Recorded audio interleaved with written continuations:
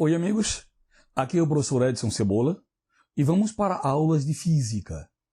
Hoje iniciamos com mecânica cinemática, aula número 1. Certo?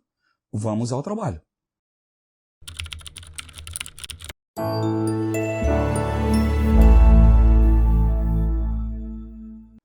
Amigos, vamos falar em física. O que é, afinal, física? O que a física faz? Certo? Gente, quando a gente estuda física, nós temos que ter consciência de que a física é uma ciência natural, como a biologia, como a química, ok? E o que faz? O que estuda a física? Ora, do grego, physis significa natureza. Então a física estuda as leis da natureza. E também estuda a chamada transmutação da matéria. Essa transmutação da matéria é o que a gente vê na tal da física moderna, certo? Para nós, a física, agora que a gente vai iniciar, é a tal do estudo da natureza. Senhores, quando se fala em física, tu tem que ter consciência de que a física procura explicar os fenômenos do cotidiano. Como é que se forma a nuvem? Como é que se forma a chuva? Como é que se forma uma neve, um granizo, um orvalho? Certo isso? Por que às vezes a temperatura ambiente é uma e a sensação térmica é outra? A física tenta explicar tudo isso. Então, para nós, física, do grego physis, estuda as leis da natureza e também a transmutação da matéria. Pessoal, quando eu estudei física na graduação, e não faz tanto tempo assim, nós estudávamos apenas a física pós-Galileu e pré-Einstein. Então eu estudei a física somente depois do século XVI e antes do século XX. Hoje, os programas de física são muito mais abrangentes.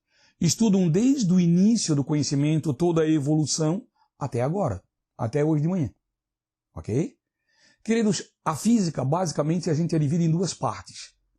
A que a gente chama de física clássica ou newtoniana, de Newton, ela abrange as teorias e conhecimentos desenvolvidos até o final do século XIX, abrangendo os princípios da mecânica clássica, da ondulatória, da termodinâmica e do eletromagnetismo. A chamada física moderna, ela engloba as teorias e conceitos a partir do século XX, destacando-se a mecânica quântica, a física relativística e a chamada física experimental, que nada mais é do que a investigação de fenômenos físicos utilizando processos experimentais. Senhores, é com isso aí que a gente vai trabalhar. Certo isso? Pois bem, vamos adiante. Gente, quando se começa a estudar física, a primeira parte, a base, é a história da física. Como é que evoluiu o conhecimento até chegar onde estamos? A gente vai ver a história da física a partir de personagens. Então, eu escolhi 4 personagens que praticamente resumem a história do conhecimento da física.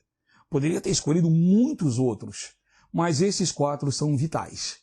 O mais antigo, Aristóteles. Claro que tu já ouviu falar em Aristóteles. Qualquer que seja o curso que tu vai fazer em termos de universidade, tu vai falar em Aristóteles. Seja direito, seja medicina nas aulas de ética, seja qualquer um da área de exatas, seja jornalismo, tu vai trabalhar com Aristóteles. O Aristóteles viveu no século IV a.C., era um grego, século IV a.C. Quais eram as ideias que o Aristóteles defendia, que ainda hoje nós estamos estudando ele? Senhores, o Aristóteles, ele era partidário do chamado movimento absoluto. Para ele nada era relativo. Como assim? Gente, imagine vocês que eu tenho aqui um arco e flecha e eu vou soltar uma flecha. Ok? Se eu soltar uma flecha, acompanhe aqui pelo mouse, num plano horizontal eu vou soltar uma flecha. Ele dizia o seguinte, a flecha vai subir, para e desce, formando esse movimento triangular aqui. Olha, é claro que a gente sabe hoje que não é assim. Se nós soltarmos uma flecha, ela vai subir e descer, fazendo um movimento parabólico. Mas o Aristóteles não conseguia conceber essa composição de movimentos, onde além da velocidade que a gente imprime no arco e na flecha, atuaria também uma ação gravitacional. O movimento para ele era completamente absoluto. E ele ainda dizia, cada coisa está no seu devido lugar, o mais pesado cai antes. Gente, o Aristóteles era partidário do geocentrismo, terra. Aqui é o centro da Terra, ou seja, a Terra é o centro do universo. Percebam vocês, movimento absoluto e geocentrismo. Isso constitui a base das religiões monoteístas do Ocidente. em ordem cronológica, o judaísmo, o cristianismo e o islamismo. Todas são absolutistas e geocentristas. Deus é um ser absoluto e nos colocou na Terra porque era o centro do universo. A gente tem que ter consciência de que sempre a história, a religião, a ciência e a política caminham juntos. Quando uma dessas vertentes tenta sobrepujar-se às outras, aí dá uma confusão dos diabos, ok? O Aristóteles ainda era partidário que a Terra, isso aqui não era a ideia dele, mas ele defendia, a Terra, o planeta, era composto por 4 elementos, terra, água, ar e fogo. E cada qual no seu estado natural. A terra mais pesada embaixo, a água, o ar, o fogo mais leve sobe. Aristóteles também fez trabalhos em ética, foi o primeiro cara a escrever sobre dissecação de animais e por aí afora. Perceba a época que ele viveu, tu não tem que saber ano, mas épocas, e a importância dele. Hoje a gente sabe que muitos dos trabalhos aristotélicos não são verdadeiros, mas as ideias dele perduram até hoje, ok? Depois do Aristóteles, a gente poderia estudar muitos outros cientistas, como Cláudio Ptolomeu, como Avicenna, como Buridan, mas a gente vai dar um salto até o século XVI, século XVII, final do século XVI e início do século XVII. Galileu Galilei, italiano. Senhores, só para contextualizar, o Galileu ele nasceu no mesmo ano em que nasceu Shakespeare e morreu no mesmo ano em que nasceu Isaac Newton, ok?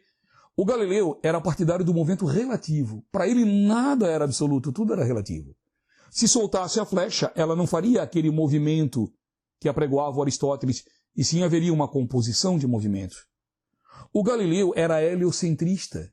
Gente, não havia mais espaço para o geocentrismo. Não era possível explicar o movimento dos planetas considerando a Terra como centro e não o Sol. Certo? O Galileu também ele dizia o seguinte: qualquer coisa só pode ser considerada ciência se for experimentada. Então a palavra mais importante da filosofia galilaica é experimentação. Galileu fez trabalhos de gravitação universal, foi um inventor bem razoável e por aí afora. Certo? Queridos, no ano em que o Galileu morreu, nasceu Newton. Então a diferença de Aristóteles para o Galileu é quase 2000 anos. Do Galileu para o Newton não tem diferença temporal. Então os trabalhos newtonianos são muito próximos dos galileicos. O Newton não só achava que os movimentos eram relativos, como ele dizia que tudo depende de um referencial. Tudo depende do referencial adotado. Newton era heliocentrista, não havia mais espaço para o geocentrismo, né? Para o Newton, o Sol era o centro. Hoje sabemos que não é nem a Terra o centro do universo, nem o Sol. Onde é que é o centro do universo? Não sei. Talvez daqui a alguns anos alguém descubra, sei lá. Ok? Newton fez as chamadas leis da mecânica, as chamadas leis de Newton. Lembra o princípio da inércia, da massa e da ação e reação? Fez trabalhos em gravitação universal. Fez a genial teoria das cores. Ele publicou a teoria das cores com 22 anos. E fez trabalhos maravilhosos em matemática, como o binômio de Newton, cálculo infinitesimal, etc. Senhores, segundo seus biógrafos, o Newton foi genial. Ele só não foi maior que o seu ego. Diz que era um cara difícil de lidar, etc. Bom, depois do Newton apareceram vários outros, como James Watt, como James Prescott Joule. Mas depois do Newton, o grande nome para fazer esses 4 pilares da física é um judeu alemão chamado Albert Einstein. Nasceu na Alemanha, na cidade de Ulm, em 1879, ok? Depois faleceu nos Estados Unidos em 1955. O Einstein, em 1905, quando ele tinha 26 anos, no seu trabalho de doutoramento, ele publicou a teoria da relatividade restrita e o efeito fotoelétrico. Esses trabalhos mudaram a história da física. Senhores, o Einstein detonou o Newton, ok? A princípio ele estava tentando explicar fenômenos que a física clássica não explicava, mas acabou detonando o Newton. Com exceção do chamado princípio da inércia, ele simplesmente contestava tudo que o Newton escrevia. O Einstein hoje talvez seja o maior nome da física, da história da física. Ok? Queridos, vocês não têm que saber o nome e endereço de nenhum deles, mas têm que saber que eles existiram. Certo isso? Vamos adiante? Rapaziada, física, conceitos básicos. A gente sobe uma escada degrau por degrau, então não adianta querer chegar lá no final se não tem a base. Conceitos básicos, primeiro. Notação científica, lembra? É uma forma de se escrever corretamente uma medição efetuada. É expressa em forma de um produto entre 2 fatores. O primeiro fator é um número igual ou maior do que 1 e menor do que 10. E o segundo fator é uma potência inteira de base 10. Ok? Como é que é? Facinho, gente. Aqui, ó, exemplos. Escrever em notação científica. A distância média da Terra ao Sol é 149 milhões e 600 mil quilômetros. Como é que eu vou escrever isso? Notação científica, o primeiro fator é um número maior ou igual a 1 e menor que 10. E se eu colocar uma vírgula aqui após o numeral 1, ó, aí vai ficar assim, ó, 1,496. Se tu quiser arredondar para 1,5, sem problema. Vezes 10 em que potência? Se eu coloquei a vírgula aqui, perceba quantas casas eu tirei aqui, ó, 8.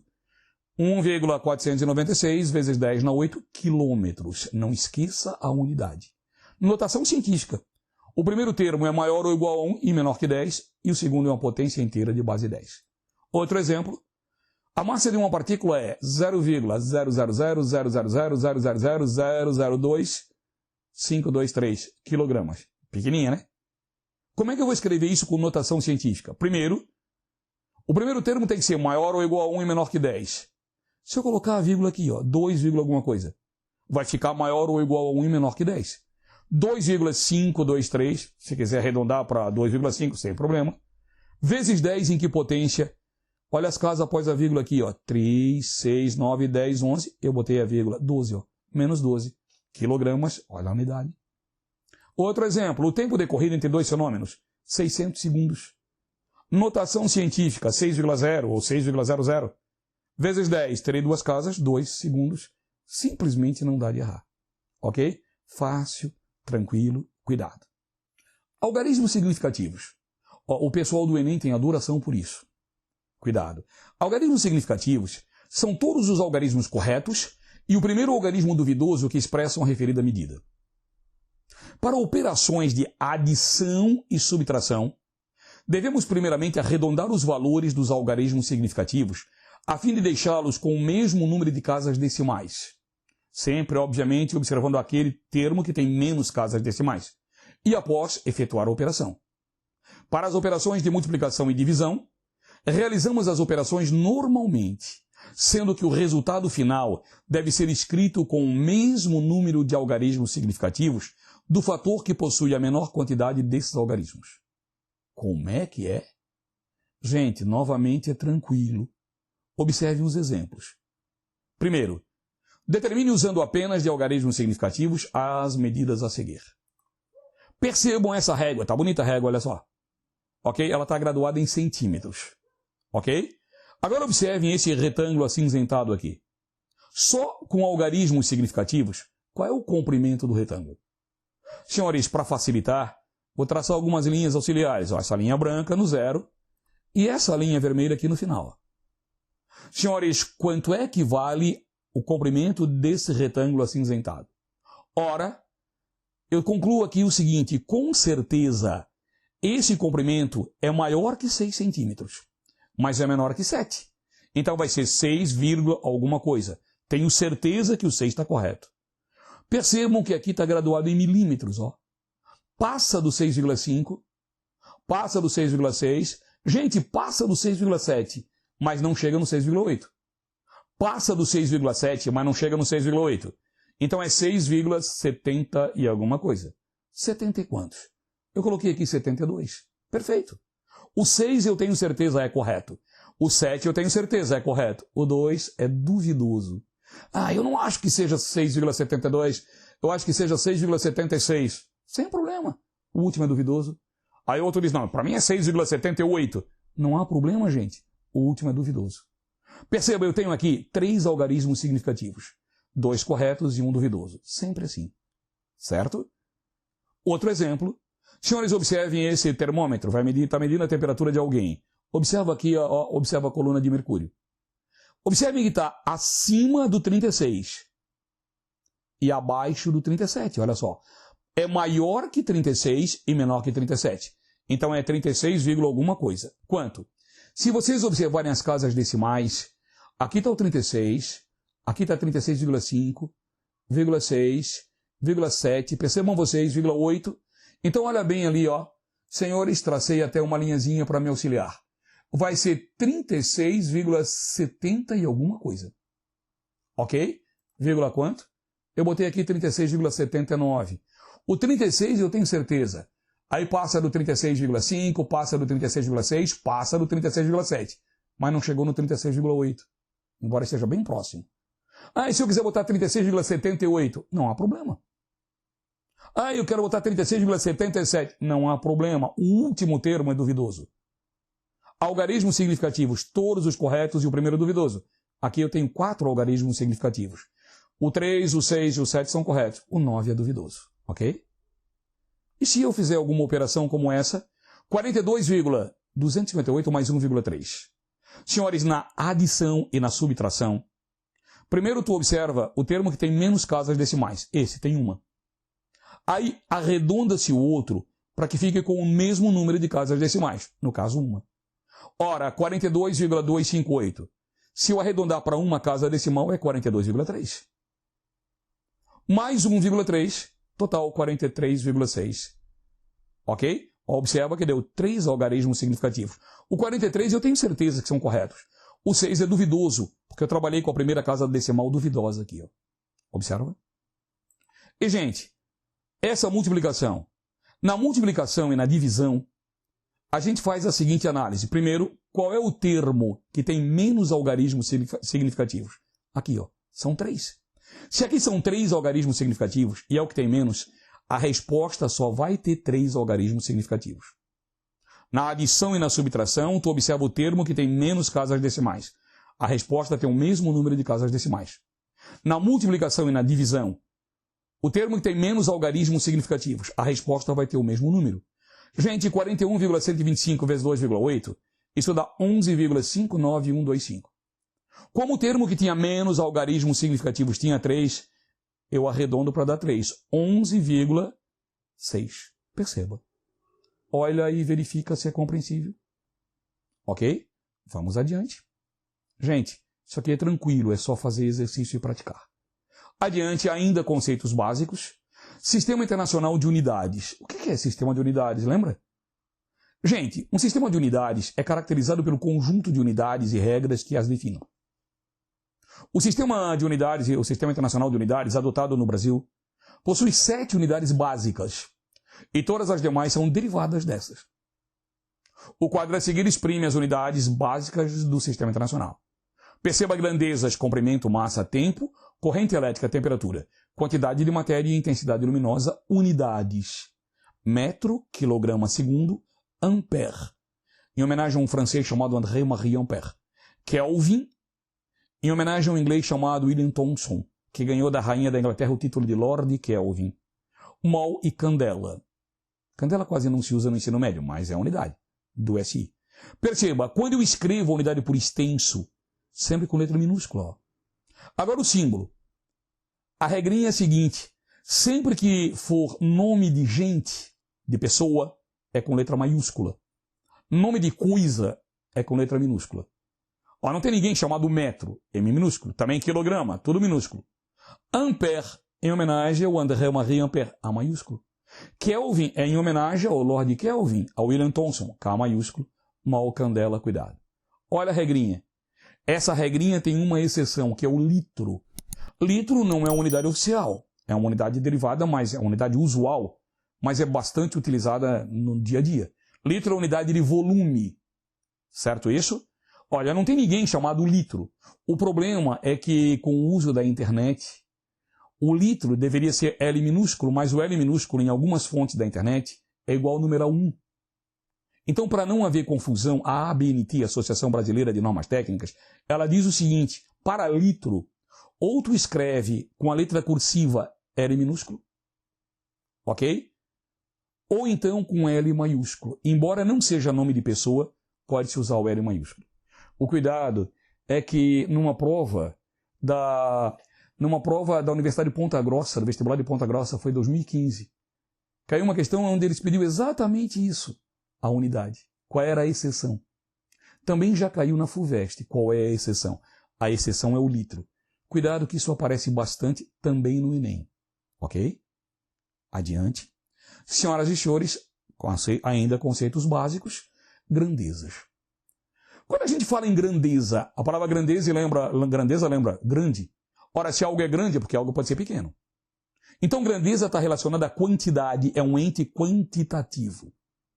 Senhores, as grandezas, elas podem ser não físicas ou físicas. Não físicas são as imensuráveis. Físicas são as mensuráveis. Imensuráveis não dá de medir. Alguma coisa que pode haver um pouquinho, mais ou menos, ou muito, mas não dá de graduar, de dar uma medição. Exemplo, os sentimentos, o conhecimento. Gente, amor, saudade, paixão. Alguém pode ter muita saudade ou pouca, mas não tenho 2 unidades de saudade, ou 3 de paixão, ou 4 de amor. Qual é? Então são unidades, são grandezas que podem haver em quantidades diferentes, mas são imensuráveis, são chamadas não físicas. As grandezas físicas são mensuráveis. As grandezas físicas, por sua vez, elas podem ser classificadas como escalar ou vetorial. Escalar dá de módulo, vetorial, módulo, direção e sentido. Lembra módulo? Módulo é número absoluto. Se pegar alguma literatura mais antiga, os antigos falavam assim, escalar dada em módulo com a unidade. Hoje a gente usa muita grandeza escalar que não tem unidade, como coeficiente de atrito, como índice de refração. E são escalares. Então, modernamente, a gente classifica a grandeza escalar dada em módulo. Se aparecer numa prova módulo com a unidade, tudo bem, considere certo. Mas é uma literatura antiga. Ok? Vetorial, módulo, direção e sentido. Pessoal, eu não gosto muito de macete, mas aqui é conveniente. Sempre que ficar em dúvida se a grandeza é escalar ou vetorial, chega para ela e pergunta assim, para que lado? Se a pergunta não tem resposta, é escalar. Se tem, é vetorial. Por exemplo, há quanto tempo tu mora nessa cidade? 8 anos. Para que lado? Pergunta cretina, não tem resposta. Tempo, grandeza, escalar. Apliquei uma força num objeto. Para que lado? Para lá, para cá. Tem resposta. Força é vetorial. Senhores, esse macetinho não tem erro. Jamais vai dar alguma dificuldade para ti. Sempre é correto. Perguntou para que lado? Se a pergunta for cretina, a grandeza é escalar. Tem resposta é vetorial. Olha os exemplos. Ok? Observa. Às vezes a gente também faz confusão com direção e sentido, tá? Não esqueça que direção é onde ocorre o fenômeno. E sentido é para onde ocorre. Exemplo.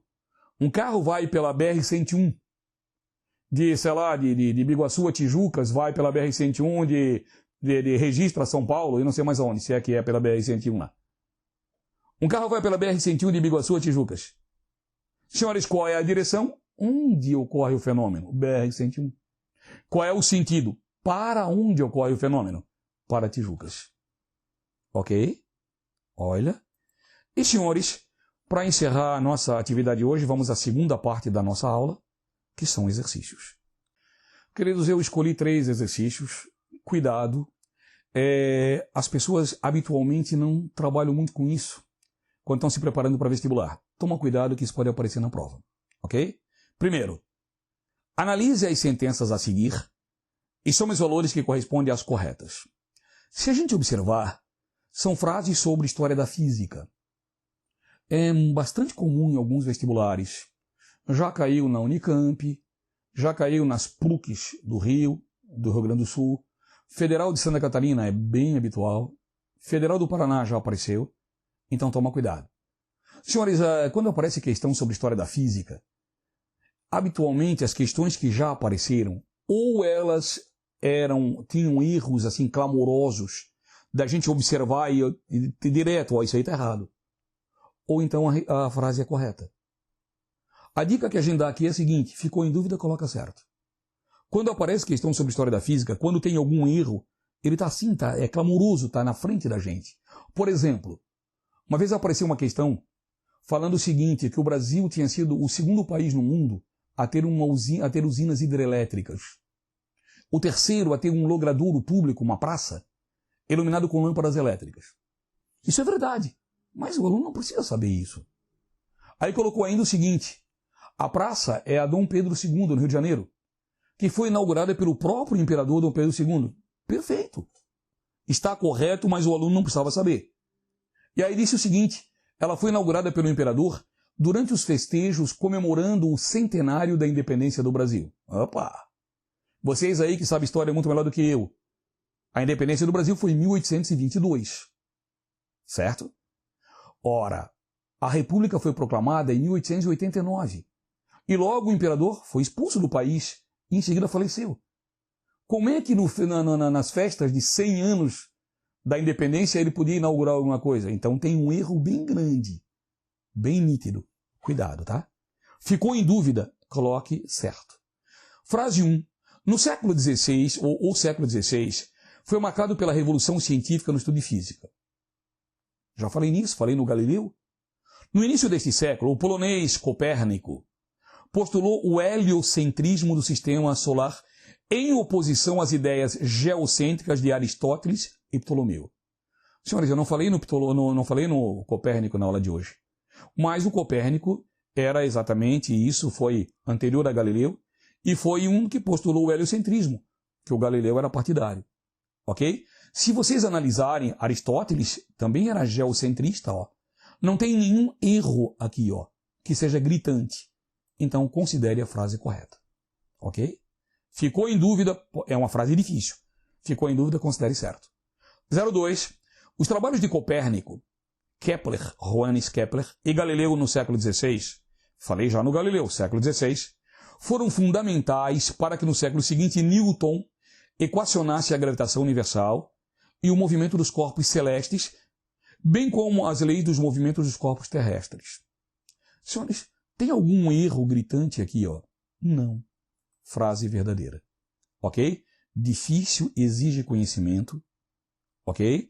Nós podemos colocar a vocês mais material para leitura sobre isso. É interessante. Tem que saber. Ok? 04. Os trabalhos de Einstein, publicados a partir de 1905, vieram a comprovar definitivamente todas as ideias newtonianas. Ah, é. A gente falou agora na aula. O Einstein detonou o Newton. O Einstein só não mexeu mesmo no princípio da inércia, porque é o óbvio ululante. Mas o Einstein detonou o Newton. Frase errada. 08.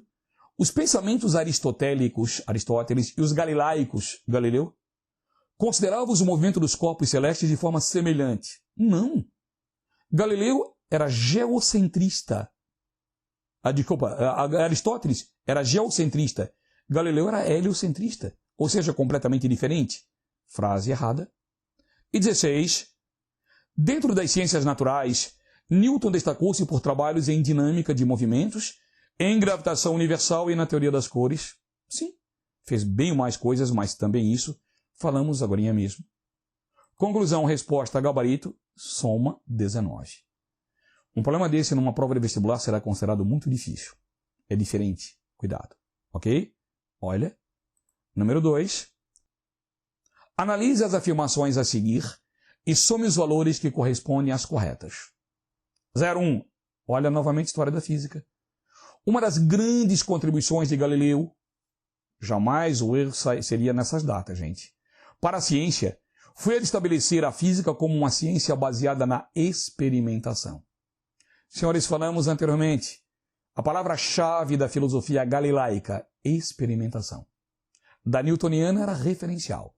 Galileu, experimentação, frase correta. 02. Praticamente não existem diferenças significativas em relação às ciências naturais entre os postulados de Aristóteles e os de Newton em relação ao movimento dos corpos celestes. Para! Acabei de falar no exercício anterior, Aristóteles era geocentrista. Newton, assim como Galileu, era heliocentrista. Então, completamente diferente. Cuidado agora. Utilizando-se apenas de algarismos significativos, obtém-se as massas de 3 corpos, chegando aos resultados 202,5 gramas, 202,2 gramas e 203,12 gramas. Assim, podemos afirmar que a soma dessas 3 massas, usando-se ainda apenas de algarismos significativos, é de 607,82 gramas. Ora, se a gente somar os 3, vai dar isso. Agora lembra que na adição e na subtração, observa-se o termo que tem menos casas decimais. O primeiro tem uma casa decimal, o segundo tem uma casa decimal, o terceiro tem 2. Ora, na adição e na subtração, a resposta só com algarismos significativos sempre terá o mesmo número de casas decimais que tem o termo que tinha menos casas somados ou subtraídos. No caso, o primeiro termo tem uma casa decimal e o segundo tem uma. A resposta só pode ter uma casa decimal. Então, qual seria a resposta correta? 607,8 gramas. Ali está 82. Está errado. Cuidado. Lembra adição e subtração. Observa se o termo que tem menor número de casas decimais. A resposta vai ter que ter o mesmo número de casas decimais. Multiplicação e divisão. Observa se o termo que tem menor número de algarismos significativos. A resposta vai ter exatamente esse mesmo número de algarismos significativos. Ok? 08. As grandezas comprimento, massa e força no Sistema Internacional de Unidades são expressas em metro, quilograma e newton. Perfeito. Comprimento é metro, comprimento é metro, massa é quilograma e força é newton. E são representados respectivamente por M, kg e N. Opa! Metro é M minúsculo. Quilograma é K minúsculo, G minúsculo. Mas newton é nome de gente, pessoal. É N maiúsculo. Errado. Aqui o erro. Cuidado. E o 16. Usando somente de algarismos significativos, podemos afirmar que o comprimento do retângulo escuro da figura abaixo é. Olha bem, gente. Aqui não está graduado não tem a graduação de milímetros. Então só está o centímetro. Dá de observar que é maior que 5 e menor que 6? É 5, quanto? Ora, é 5, alguma coisa. Quanto? Ali eu botei 5,3. Pode ser 5,3? Claro. Aí se eu quisesse colocar 5,4? Tudo bem. O último termo é duvidoso. E se eu quisesse colocar 5,35? Aí estaria errado, né? Não seriam só algarismos significativos. O 3 e o 5 seriam duvidosos. E algarismo significativo só tem um termo duvidoso. 5,3 está correto. Resposta 17. No exemplo que eu fiz anteriormente, não sei se lembram, estava a graduação em milímetros. Agora aqui não. Cuidado. Ok? E, senhores, para encerrar, o último de hoje, PUC São Paulo. Olha só que problema difícil. O número de algarismos significativos, nessa expressão, 0,00000008065 centímetros, Quantos algarismos significativos tem aqui? Se eu tivesse assim 800, aí o 8 estaria certo, o primeiro 0 certo, o último era duvidoso. 800 tem 3 algarismos significativos. Agora, nesse termo, senhores, quando tem no final zeros à direita, contam como algarismos significativos. Mas 0 à esquerda não. Se aqui é tudo 0, significa que esse 5 aqui, o último, é duvidoso. O 6 é correto, o 0 é correto, o 8 é correto. Como daqui para a esquerda só tem zeros, esses termos não são considerados nem corretos nem duvidosos. Eles não são considerados para algarismos significativos. 0 à esquerda eu desconsidero, só se fosse à direita do termo. Então aqui, quantos algarismos significativos eu tenho? O 5 é duvidoso. O 6 é correto, o 0 é correto e o 8 é correto. 3 corretos e 1 duvidoso. Resposta item B. 4 algarismos significativos. Queridos, foi uma aula bem longa. Conte conosco. Um abraço.